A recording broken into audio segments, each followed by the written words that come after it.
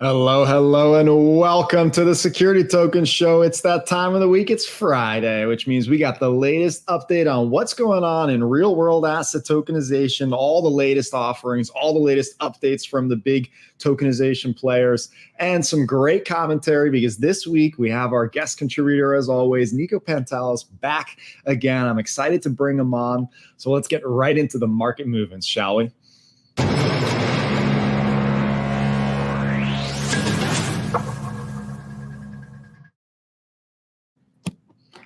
Hey, Nico, welcome back to the show. How are you? Hey, Herwig. I'm doing fine. How are you? I'm doing great. For anybody who hasn't had the chance of watching an episode with Nico, he is a partner of Blue Bay Ventures, a very prominent RWA-focused venture fund. They're actually also investors in STM, and always fantastic insights on what's happening from the industry thanks to your unique position. So, I'm excited to get into it, Nico, because this week we have like 8 different RWA offerings to cover, plus a couple stable coins coming to the market. This is a new level of activity. It's becoming more and more, Herwig. We need to expand to 2 hours in the future, I think. I think we're going to have to do something to address this because, it used to be like, maybe 2, 3, maybe 4 if we're lucky.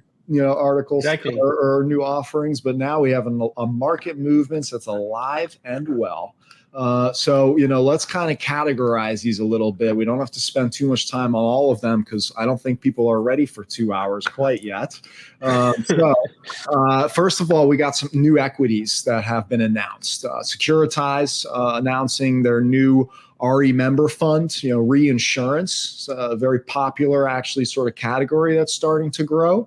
Now available. We also saw out of South Africa a reverse mortgage play. It's a company that's raising 1.6 million that does reverse mortgages in South Africa called Water Financial, raising on Stellar.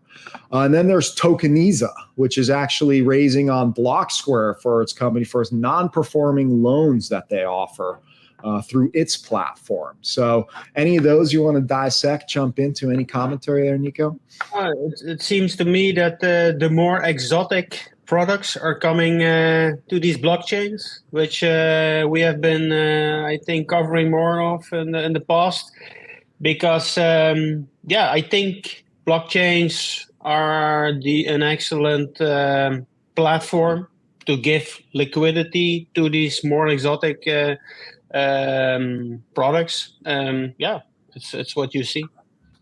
No, I think it's a good point. It's also, I think it's worth highlighting. So for Block Square, for example, this is their first product out of their RWA Launchpad, which is a great model, obviously, for Block Square, recognizing that they actually have the opportunity to basically create a more cohesive mechanism. I think a lot of the time we see platforms kind of hope that the clients know how to sign up and get started. The Launchpad model, I think, may be a smarter way to kind of really go A to Z with some clients to help them launch. And obviously, there's a second degree of the company itself, Tokenizes, doing tokenizing non-performing loans itself. So it's cool to see. It's cool to see this partnership in action, but it seems like business as usual for Securitize, given that this is now their 4th offering in the last 2 weeks. Last week we covered Velo Labs, we covered Earth First Ventures, and of course the Parify Capital tokenization, and now another deal. So they're really starting to tear it up, and South Africa coming on the map. So very cool to see. Yeah, blasting all these cylinders at Securitize, it seems. Yeah, definitely. It's good stuff. And some more good stuff moving on into the treasuries and institutional side of things. So we last week talked about a big move that Centrifusion and Anemoy made, tapping into Janus Henderson as a professional asset manager, really, to bring to the table for their product. And they also went straight for the Grand Prix. That's being hosted by MakerDAO/Sky now, right? But now they've also announced a partnership with Archax. So they're actually planning to list their product on Archax so that people can also tap into it via this new distribution channel that they're tapping into, which is really great to see. I usually saw Centrifuge as more of a traditional kind of DeFi focused platform, and now they're tapping into professional asset managers, listing on Archax, which tends to be more focused on institutional and accredited, sophisticated investors. So love to see this. This is obviously a growth play, going from I think it was around 11 million we reported last week, and the top 3 biggest funds have 300, 400, 500 million, in them in this category. So love your thoughts on this one, Nico. Yeah, the move of Centrifuge to choose Archax. We are, as you may know, we are happy investors in Archax. The team of Graham and Simon is doing a terrific job. I think also opening up the European institutional market over there, reaching out to these bigger TradFi players to start playing around on these new digital ecosystem. So yeah, this is a perfect match in my opinion, and indeed Centrifuge opening up to the more traditional players is an excellent way to move forward. Yeah, this is a game where institutions are fully now getting on board, and that's why I think we saw the same piece of news from WisdomTree regarding their WisdomTree Connect product launch, right? And so we have WisdomTree Prime, which is what we've been covering for quite some time now. Their app that basically anybody in the United States can download to get access to their products, which are backed and using the blockchain. So they offer all these cool features to the users, but this is not necessarily for the average individual. This is for institutions where they're launching actually originally now with their WTG XX product, their money market product that's tokenized, which is of course makes sense because this category continues to grow and have legs. So, this makes sense. It is a race, and institutions are going to be the biggest dollars in. So if you want to have a big product and be recognized for it, I think institutions are going to be the only way to grow quickly, right? So any thoughts on this one? Yeah, it's also what we said already many months earlier, that stablecoin is one thing, and it's a huge and large market. But in my opinion, the big gorilla in the room is the money market / treasury bill market coming to the tokenized world. This is the big one, in my opinion. This is the big liquidity pool for TradFi to start playing around in blockchain land. I think that's a perfect. That's a great way to put it. This is critical if we want institutions to participate in all, and if we want to go down the risk curve, if we want to enable a lot of these innovations that RWAs are bringing. It doesn't start with the other way, the other end. We need to have the same profile that they're used to, which means having treasury products to back off of into. Yeah, if these guys want to come and play in these crypto markets / RWA markets, they don't want to put their cash just in dollars. They want to put their cash into treasuries. That's where they want to be positioned, not in stable coins, because stable coins, they know the nice rewards from these treasury bills is going to the stablecoin providers, and that's a good entry point, but it's not the holy grail, in my opinion. The holy grail is a money market, the tokenized money market fund. The crypto world has their flippening between Bitcoin and Ethereum and maybe some which other, is good. Yeah, that's their big thing. In the RWA world, I think we have the flippening between stable coins and treasuries and liquidity products. Absolutely. I think that's going to be coming. Is it as soon as next year? Probably not, but it may be. You never know. There's a ton of players. It's also a more regulated play, and this is where banks and other institutions feel more comfortable in this market.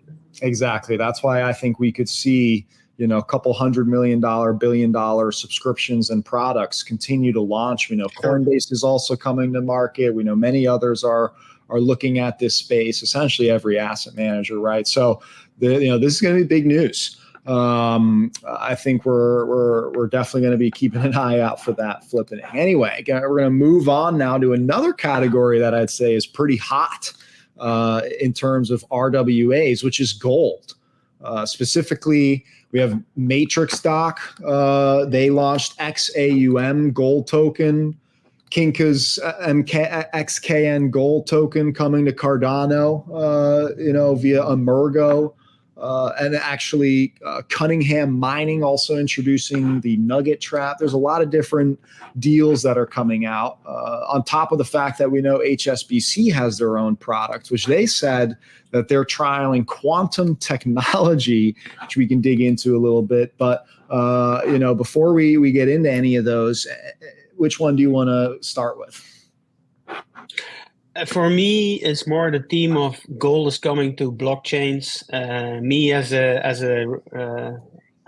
reformed TradFi guy that went the whole crypto route, it's beautiful to see that an old legacy product like gold is being digitized and tokenized, and it fits in the same category, or it's the same move as money market funds transitioning to blockchains. This is the same deal, and you want, as a treasury,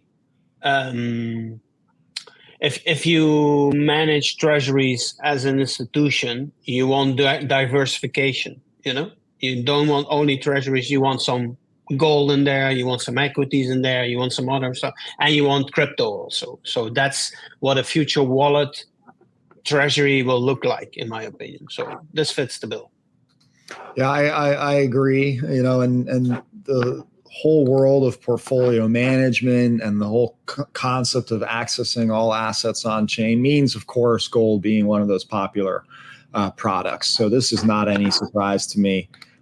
This is another building block that's going to be popular within DeFi too, right? We already see the concept of let's bring in yield from treasuries. Well, let's start bringing in the gold asset next. Absolutely. That be very popular. And don't forget, everybody is watching equities and crypto all day long on a price level, but gold is breaking records every day and nobody's watching it. And this is an extra thing we can get impulses from into the crypto economy, which is great. Yeah, I also think it is worth highlighting. We saw with all these different pieces of news, for example, with Cunningham Mining, they're doing more of a mining play focused on precious metals in general, right? So you have this concept of you can invest in funds that focus on different mining opportunities. You can invest in the mines themselves. You can invest directly into the gold itself, and even even in some cases redeem it, right? And then in other cases, it's more of like a stable coin vehicle where you're using it as a gold-backed stable coin. I love how there are so many use cases we can take advantage of. We've even talked about the concept of keeping gold in the ground, right? And using a token to represent that. I think it's a fascinating industry to take advantage of. Yeah. Future gold tokens, yes. Yeah, future gold tokens, exactly right. But we got one more category to talk about, and that's stable coins. I would say two pretty big entrants to the market that also continues to grow for stable coins, which is BitGo with their USDS stablecoin, which we'll get into, is a unique differentiator with offering rewards. But then also, as we were talking about, Nico, in Europe, maybe most Americans may have heard of the name, but aren't aware of just the size of Revolut and the fact that they are, a major neobank, basically a banking startup for Europe. That has done extremely well, and the fact that they're launching a stable coin is a lot like a PayPal and others in America that are saying, hey, we launched our own stable coin, right? So this is great sign. This is a great validation for the industry, and also a sign that it's not just crypto native startups anymore for stable coins. Nope. It's fintech companies that are also getting into the game, right? I think Revolut is a big player in Europe and expanding worldwide. In my opinion, they got a license in London a few years ago, so they're expanding around the globe. I think have a big valuation. I think a $50 billion tag in the secondary markets. You can compare it indeed with a PayPal mixed with a SoFi mixed with a Chime, I think, and compared to US equivalent. This kind of player launching its own stable coin means crypto is becoming a big prime time issue for everybody. So this is a big evolution, in my opinion. Absolutely. Yeah, I think to me, always the natural expectation to some degree, believing in the technology, right? These fintech companies, especially the big payment processors and the ones who serve customers in this way, they're going to use this technology because at the end of the day, it's more efficient, it's better. They have new capabilities, and now they all say it also. Eh? Yeah, and they all say it's absolutely happening. I think it's where it comes down to the nitty gritty. BitGo, interestingly. All these stable coins are beautiful businesses, as we all know, right? Like Tether makes a ton of profit because they just basically give you $1 and then they take the float and put it into something like treasuries and earn a nice return until you want your dollar back, right? And this is what BitGo is going to do, but they're going to share their internal revenue. So we as the user, we don't get that benefit. But the institutions that are going to back BitGo's, USDS, they call it providing liquidity to their stable coin. They're going to get some of those fees that they put into these different, reserve products. So there's going to be a lot of different interesting use cases, I think, regarding, how these structures are. I guess, the analysis regarding how these stable coins are viewed is going to become much more critical around these structures and sort of the participants and how it works. I think, Mountain Protocol, I think, is a pretty unique approach, right? There's a lot of these different products that are going to mesh between the security, the treasuries markets too. I think it's also, from a Revolut standpoint, it's compliance-wise a more convenient way of getting their customer base activated in the crypto market, because Revolut, it's you can bank with Revolut, you can trade your stocks with Revolut, you can swap your currencies with Revolut, you can play around in the crypto markets with Revolut. But I think launching a stablecoin in this kind of ecosystem with millions of customers, it's like a magic box that opens for them, because you can clear and swap internally with this stablecoin platform. It's just magic for them. No brainer. It's a no brainer, right? So we're gonna see a lot more of this. This is a great segment of the market movements. I hope we continue to have these big weeks of offerings. Still got plenty of the year left to go, so I'm very excited. And a lot of this news we talked about this week obviously came out of Singapore. There was a lot going on over there, thanks to Token 2049. Something we're reading like 20,000 plus people, probably more. Depending upon Singapore. So very cool to see. We'll be getting the update from Kyle next week. He's out there as well. It'll be good to have him back as well. But that's the market moves this week. Any closing thoughts, Nico?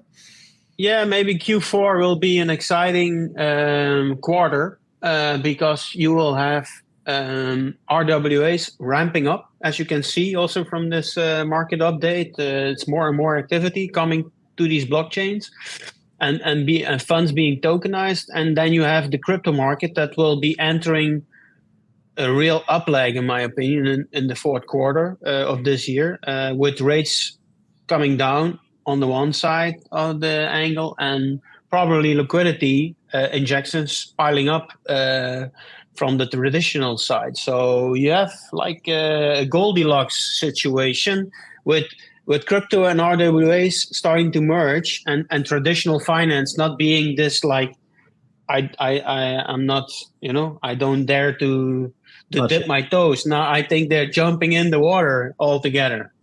No, Great stuff. It's like it's all of them following behind. I think fast following is going to be a popular trend in this case for the industry for sure. So thank you as always, Nico, for coming on the show. Have a great weekend. Hope to catch you again soon. Bye-bye. Well, let's keep moving on with the show. We got a great interview coming up now.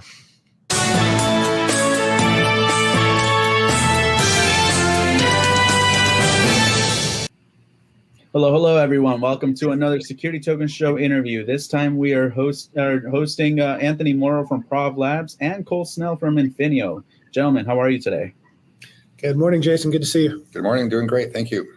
Absolutely. Thanks for joining us. You guys have some rather recent news on milestones. You guys have reached or crossed $125 million worth of tokenized life insurance policies issued through Infineo and on the Provenance blockchain. So congratulations, first of all, on that milestone.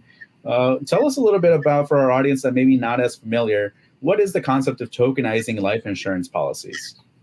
Yeah, it's a good question. And I think actually today we're at 137 million. So things are flying. It's exponential. And that's really why, at Infineo, at least, we did maybe a year or two of work laying down the groundwork for what we call, use case.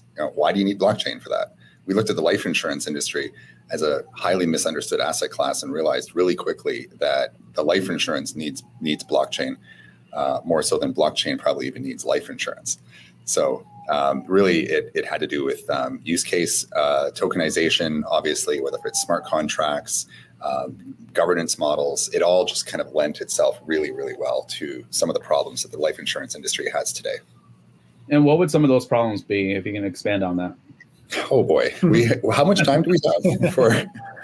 Let's just think about an asset class. Like it's just a really misunderstood asset class. Like if I walk into a room and I say I do two things: I do tech and I do life insurance. So if I walk into a room and I say life insurance, I clear the room. Mm-hmm. If I walk into a room and I say tech, I'm kind of interesting. People are like, oh, blockchain, what's Bitcoin? Blah blah blah. And it's kind of cool. The thing that people don't understand about life insurance, it's a globally almost a $4 trillion asset class with super high Sharpe ratios, very low volatility. It's risk adjusted, it's uncorrelated, and there's no secondary market. I mean, let's just start there. I mean, how is that even possible? And there's no regulatory hurdle for the lack of secondary market. So those are just a few things. Interesting. And my understanding is that the tokenized life insurance policies are also not going to be trading on the secondary market, unless I'm wrong. But are there other liquidity options that you guys can have planned for these?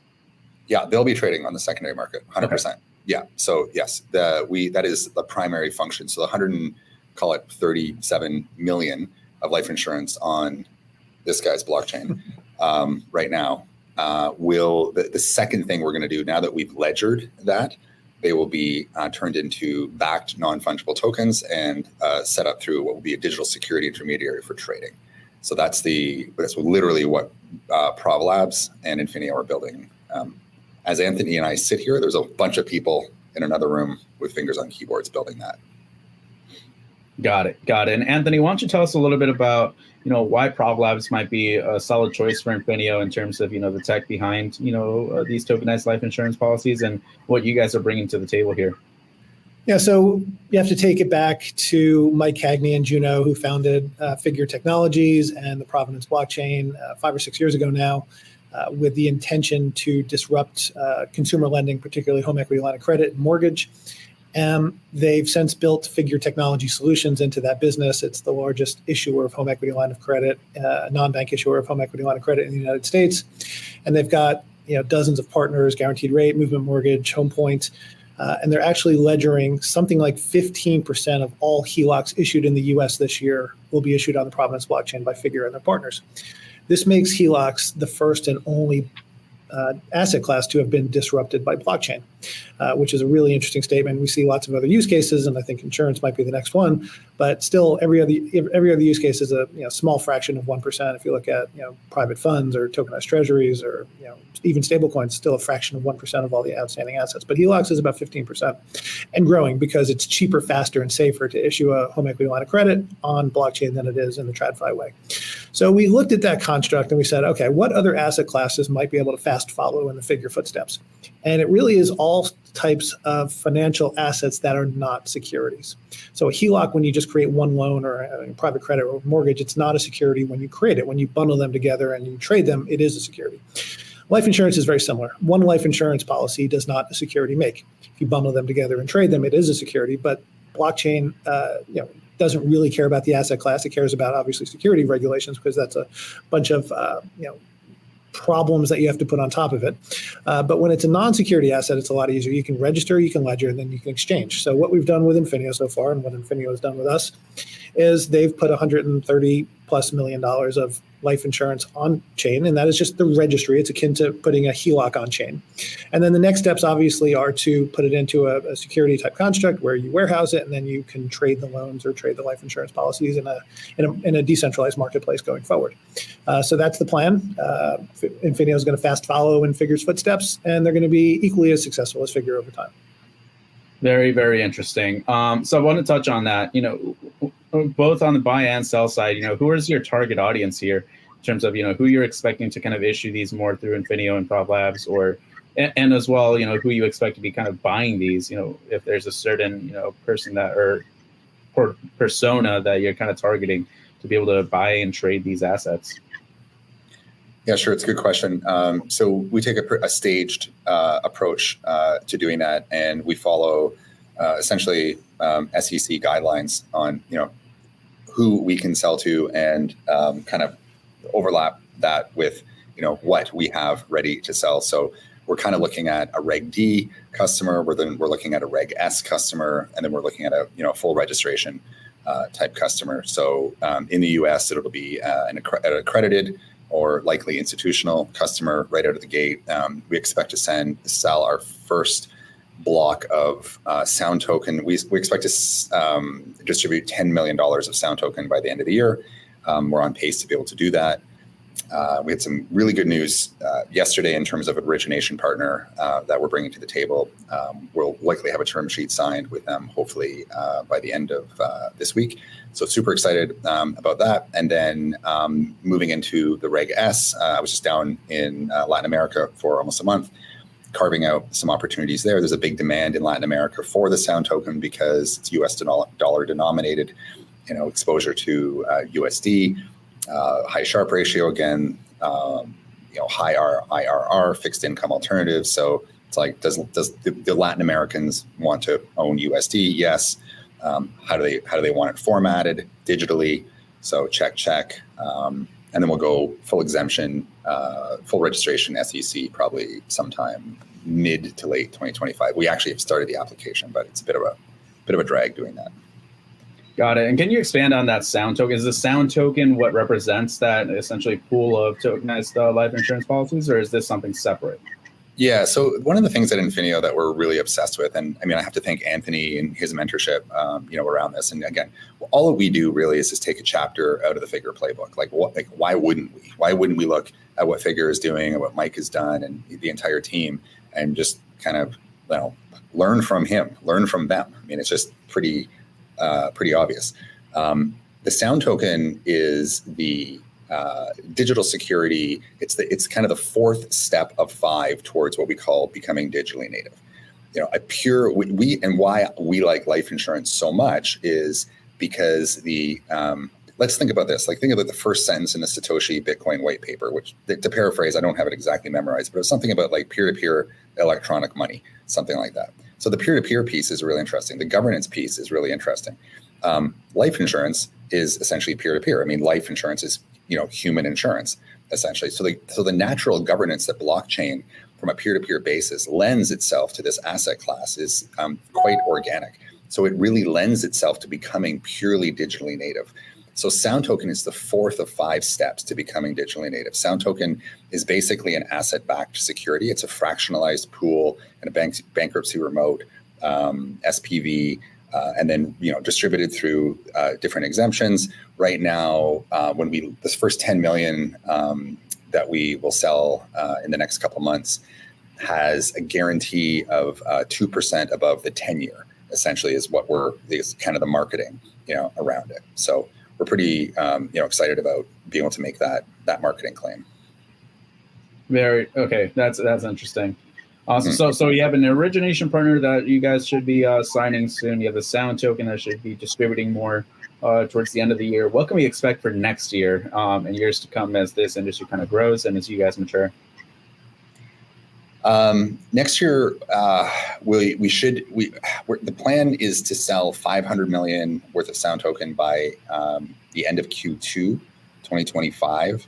And by the end of 2025, we will have launched our fully digitally native asset, which is a direct issue life insurance policy issued directly off the blockchain. I think the life insurance industry can be put on notice, and I'm happy to say this openly and publicly, that the price of life insurance is going to come way, that's 3 ways down. The speed at which it's issued is going to go way up. There's going to be less discrimination. And most importantly, by taking this highly misunderstood asset class that's been in a very centralized, archaic industry. I mean, since 1847, one of the major innovations technologically in life insurance has been DocuSign. And that was force-fed because of COVID a few years ago, because FedEx and UPS wouldn't deliver the paper life insurance policies for wedding signatures to the millions of people piling into them because they all thought they were dying from COVID.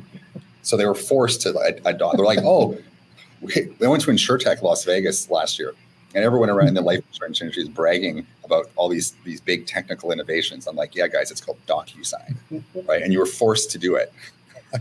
Wow. So, yeah, super frightening. Transference in tech there. Yeah. And if you think about what Figure has done with HELOCs, Infineo is just following exactly that playbook. So Infineo spins up a home equity line of credit. They say you can get a decision in 5 minutes, you can get funding in 5 days, and that's all great. And a lot of that is Web 2, but where the Web 3 blockchain technology comes into, it makes the process for issuance to warehouse to final securitization done 150 basis points on the notional value less expensively than the TradFi version. And you cannot compete with those kind of cost savings if you're not using the Figure process in HELOC. And I imagine the same thing will happen in life insurance.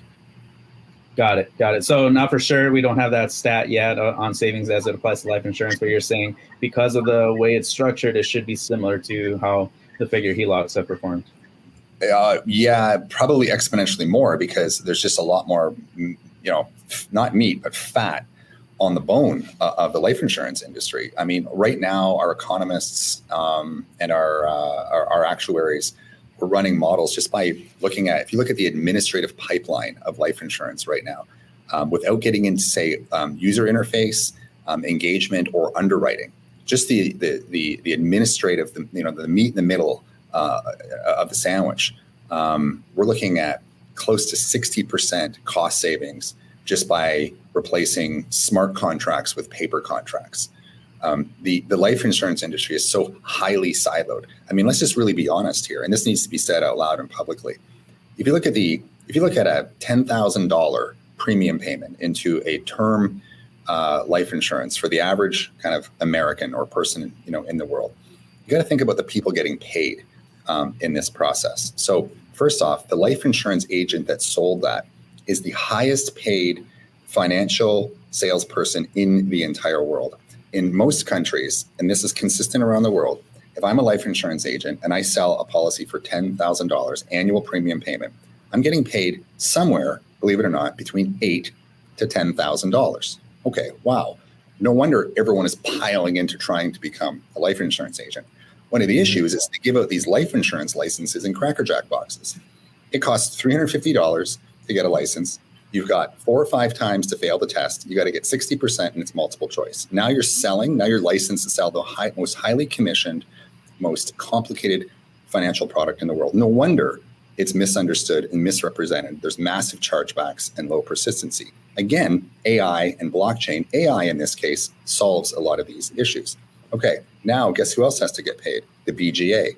And guess who else? The IMO. What about the carrier? Yep, they got to get paid, and the reinsurer.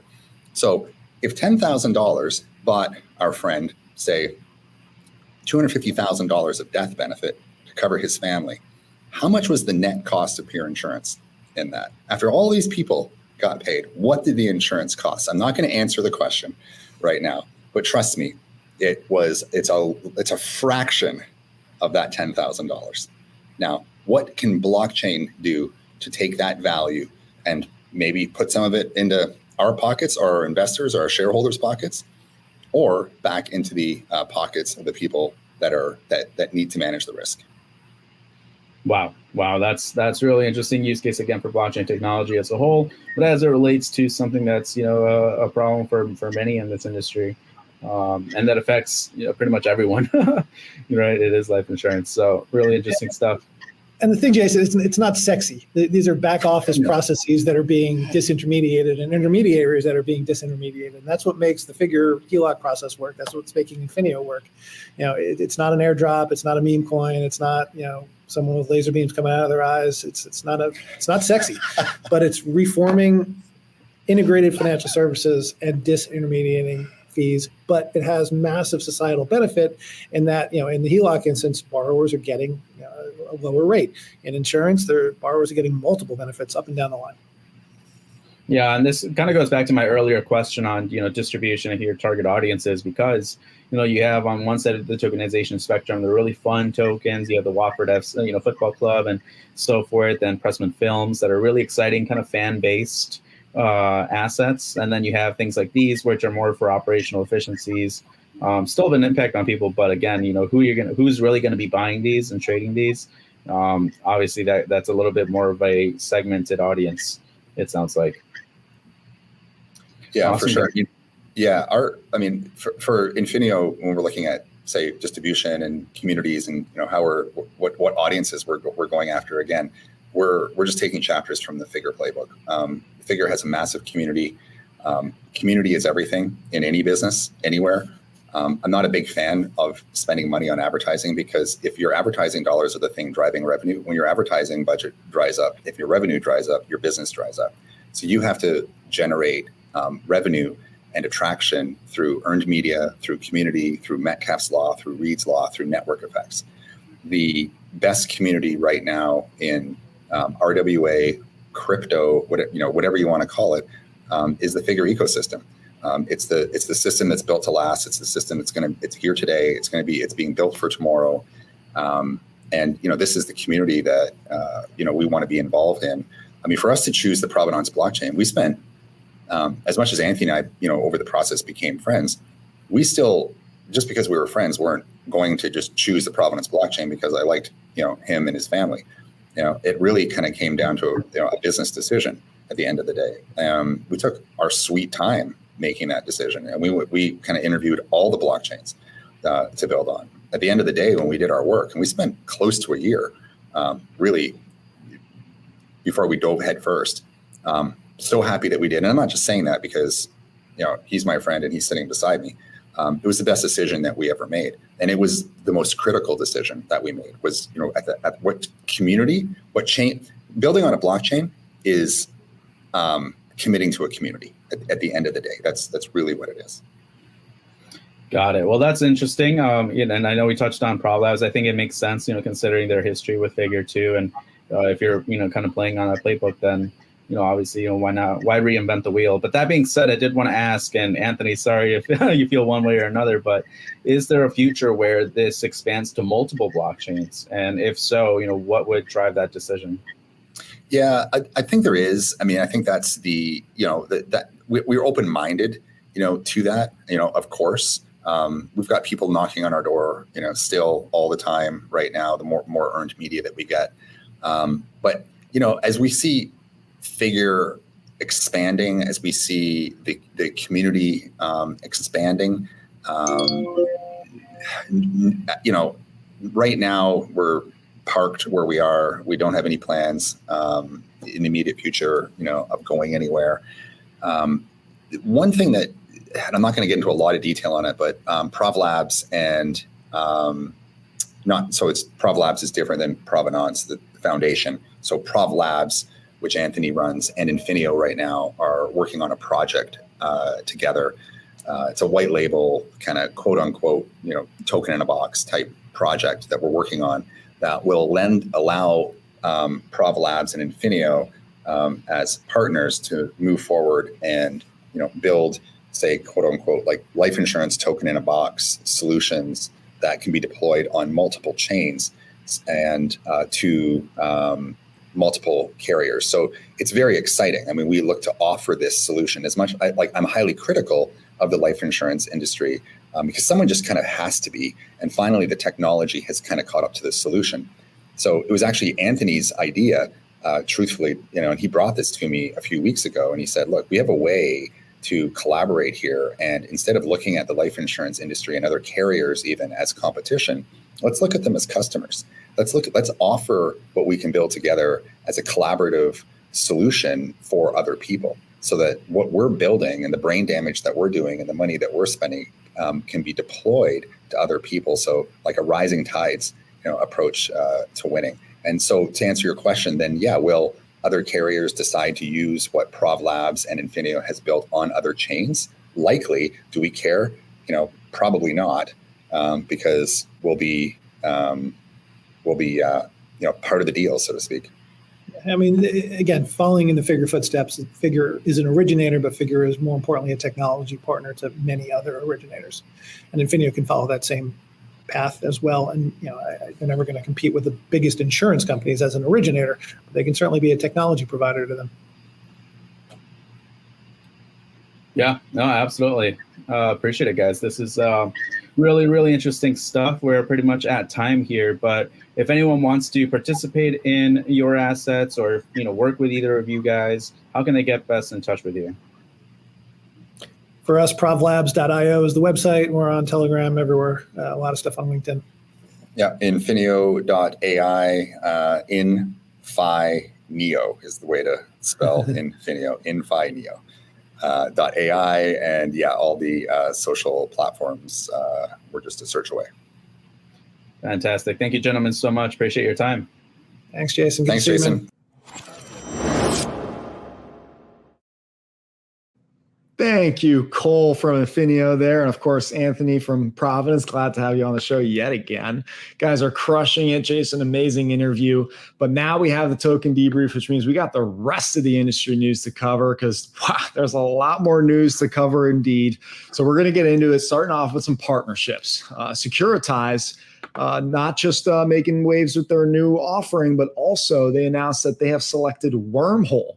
I believe it was today, in fact, Wormhole as their official interoperability provider.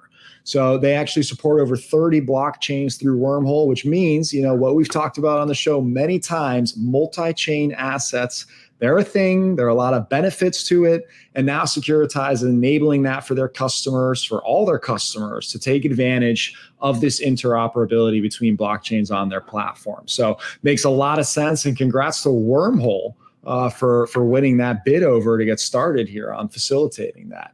Next up, we also saw a partnership with Onera and Finality. And Onera, of course, being a great routing sort of network is the best way to describe them between tokenization platforms. They're now tapping into Finality, which has, of course, the great payments platform and their own technology around this. Institutionally backed, institutionally used, and now Onera clients will be able to essentially use what they call their Onera routers to be able to directly access these Finality payment systems. So that's a really great integration to really bring in, again, institutional cash payment systems into Onera's ecosystem. Finally, we also saw Singularity DAO and Cogito finance partner on RWA vaults. So this is a DeFi play. Singularity DAO is essentially a decentralized portfolio manager, and they are now partnering with Cogito to essentially what they say have using for their AI-powered vaults using their RWAs. So this is, of course, tapping into the yield, and for the first time here, also AI, I guess, for these vaults to power this. We also have Selwyn, it's worth mentioning, paying out potentially $2 million to a company called Secorbits out of the UAE to actually make a tokenization platform themselves. So potentially another player in the game.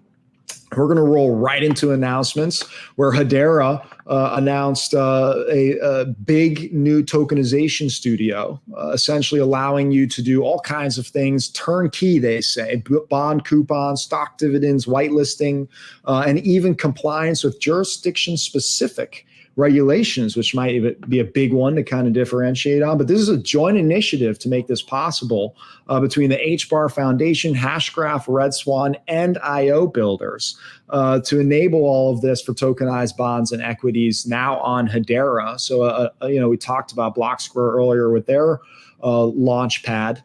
This is another sort of model of that with this tokenization studio. So it's great to see. Another big announcement came from Mantra, making big waves as a layer one focused on RWAs. They made some big partnerships, a $500 million deal with Mag Group and others, but they haven't launched yet, despite the fact that they have a token that's doing very well in the crypto markets. The mainnet is now officially set to launch in October.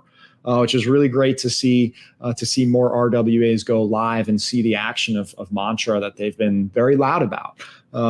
Finally, we do have some institutional news to cover as well. We got an update on the BIS's Project Agora for cross-border payments and tokenization. And then actually now they've expanded it to over 40 firms. So big banks, clearinghouses, and even tokenization players are all involved into making sure this is a great trial. So I can't wait to see a lot more of these results continue to come out. And on that same notion, the UK Finance Ministry also saw benefits and quantified them recently through their regulated liability network trial for their tokenization and CBDC tests. So again, the obvious, we see efficiencies, we see benefits and new capabilities, they quote unquote say, from this technology. And also very cool to see on the Swiat and Aliyah partnership side, because they're both backed by Standard Chartered.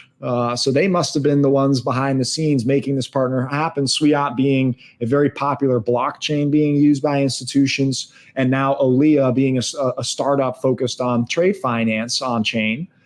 So obviously a great partnership there to build this vision out. It obviously makes a lot of sense and good value add from SC Ventures. And finally, we have to report that over 100,000 people will be trialing in a CBDC in Korea. And they'll actually be using these, what they call as a voucher-like system in grocery stores, but of course, testing the efficiencies of using CBDC technology for everyday transactions like this. So it'll be interesting to see, and it continues to see adoption around the world, especially in Asia.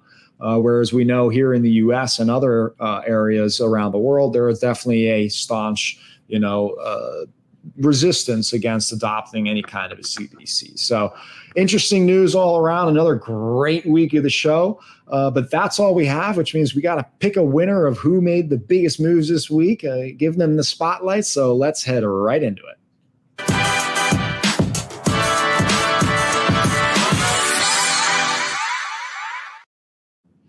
And every year we pick a company of the year that we thought made the biggest moves in the space. And the only way to qualify is to actually have been nominated and selected as a company of the week winner on the Security Token Show. Normally my co-host Kyle and I are both able to pick a winner, but now it's just me. So I got to pick just one company. And it was a tough week. A lot of great stuff going on, a lot of great new issuances, a lot of great partnerships.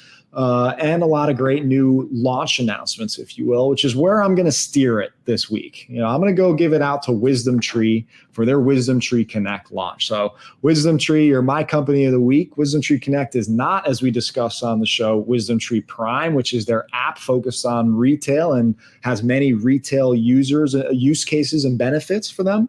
WisdomTree Connect is focused on institutions, launching with their money market product, their tokenized liquidity product, starting out the gate, which makes a lot of sense given the interest in this sector. And of course, we'd love to see and can't wait to report on the success and interest regarding access to this product now through the WisdomTree Connect platform that's available.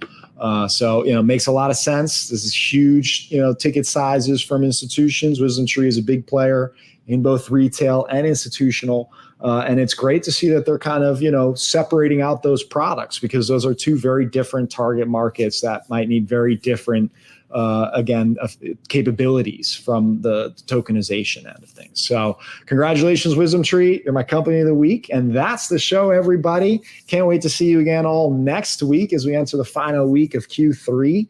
Amazing news from Singapore this week, but now things get back to it. A lot of great events coming up here in the United States I can't wait to get to, and a lot of great announcements coming from us, hopefully next month, that you'll hear from. So with that, in the meantime, while you're waiting for next Friday, go check out stm.co. Go follow us on social media. We update things on Twitter, on LinkedIn, X, as well as we put out a lot of content on YouTube. So make sure you're subscribed and tracking. And if you will, give us a share. That'd be much, much appreciated. But of course, in the meantime, reach out to us and have a good time in the market. Happy tokenizing.